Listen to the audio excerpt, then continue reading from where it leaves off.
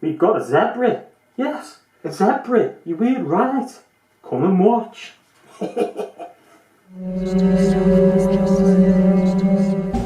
Hiya folks, and welcome back to the next video. And yes, I've got the same top on, and that's because I pre-recorded the same day as I did the last video. And if you haven't watched that, go check it out. It's the spiny flower mantis.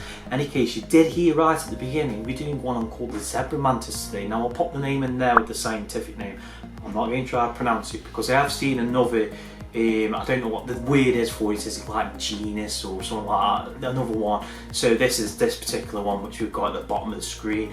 And yeah, the great little mantises, great starter mantis in my opinion. And I'll probably say that a lot of times in this video because I've done like 6 recordings now and I've had to keep like deleting them because I'm waffling on, and I'm doing it again. In any case, let's get the camera out to have a little look at it and we'll go from there.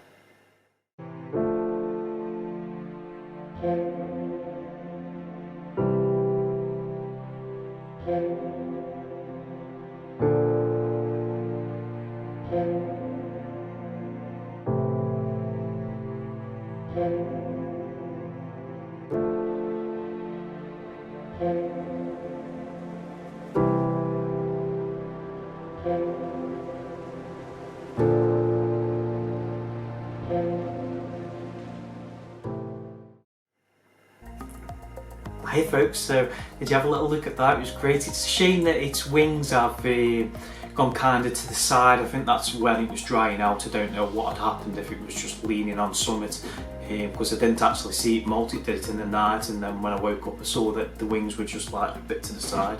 But it seems alright. In any case, let's go over some things of it. And humidity wise, now looking up on this, I looked in books and looked on some websites and different stuff and couldn't really find loads of information on it, but based on where it's from and some species I've had before, I was spraying it every 3 days. So humidity wise, I would say it's a guess going off by like Omomantis, it's like between 40%, something like that. So just spray it every 3 days depending on how hot it is where you are, because I do know some people watch from overseas, like in America and different countries where it could be warmer. And when we had the hotter spout, I was spraying it every other day and it was lapping that water up, so it was needed.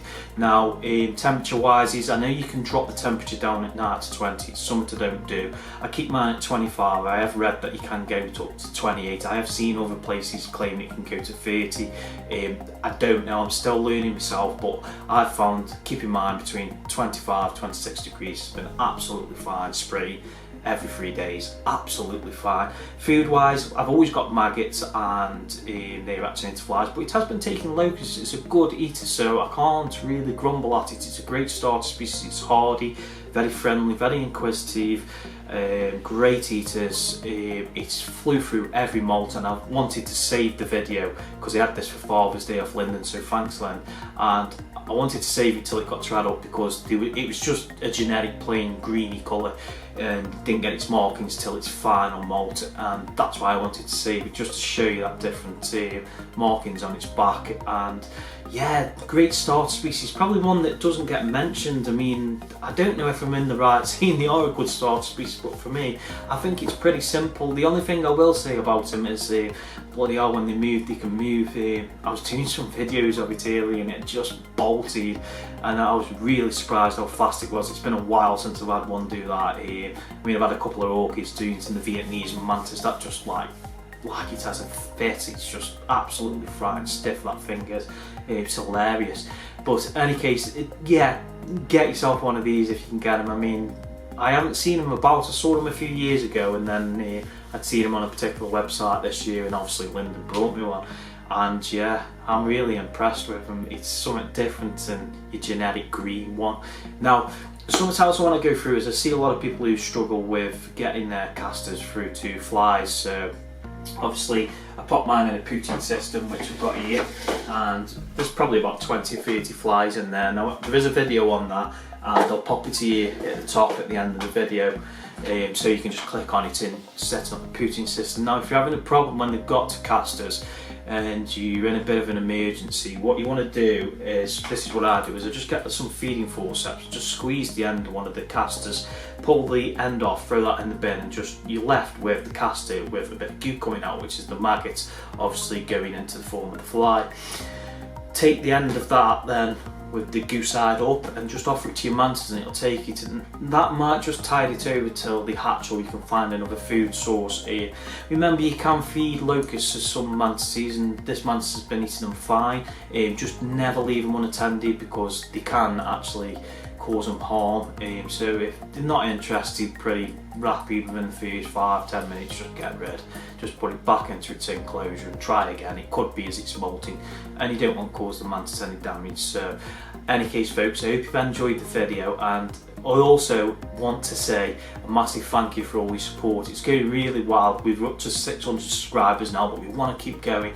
And some of the videos are on 4,000 views, and the older ones, the newer ones, are kind of slowing down, but that's probably because I haven't done a lot of content.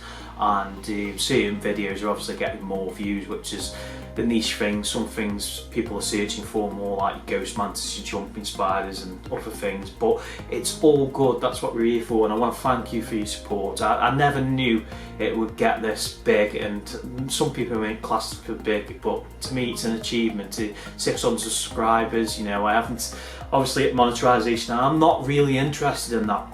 It's not what I've done it for. I've done this to share my journey, to go along my experience, and then the hope that I can help others and others can help me, and that's what it's about.